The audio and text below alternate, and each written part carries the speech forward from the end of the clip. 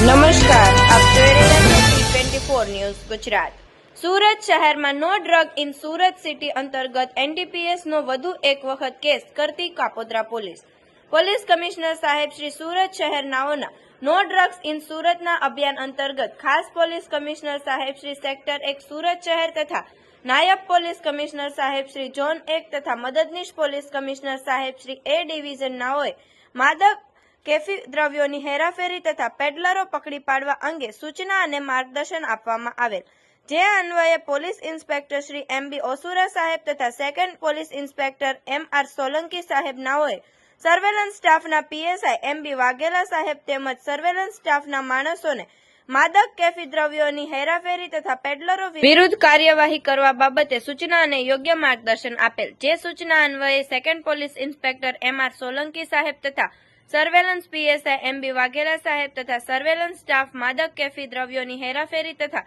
પેડલરો પકડી પાડવા માટે વર્કઆઉટમાં હતા। તે દરમિયાન ASI મિલનભાઈ પ્રવીણભાઈ નાઓને તેઓના અંગત બાતમીદાર મારફતે બાતમી મળેલ કે એક આસિફા શાહ નામનો ઈસમ પોતાની કાળા કલરની ટુ વ્હીલર લઈને અમરોલીથી ઉત્તરાયણ બ્રિજથી કાપોદ્રા તરફ ગેરકાયદેસર ડ્રગ્સનો જથ્થો લઈને આવનાર છે, જેણે શરીરે લીલા તથા સફેદ કલરના ચેક્સ વાળું શર્ટ તથા બ્લુ જીન્સ પેન્ટ પહેરેલ છે તેવી બાતમી આધારે જરૂરી કાર્યવાહી કરી બાતમી હકીકત વાળી જગ્યાએ રેડ કરતા સદરુ બાતમી હકીકત વાળી જગ્યા વોચ કરતા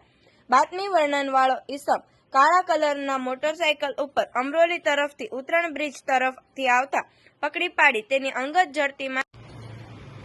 વગર પાસ પરમિટે ગેરકાયદેસર રીતે મેફેડ્રોન ડ્રગ્સ કબજે કરવામાં આવેલ છે। આવા અવનવા સમાચાર જોવા માટે જોતા રહો T24 ન્યૂઝ ગુજરાત।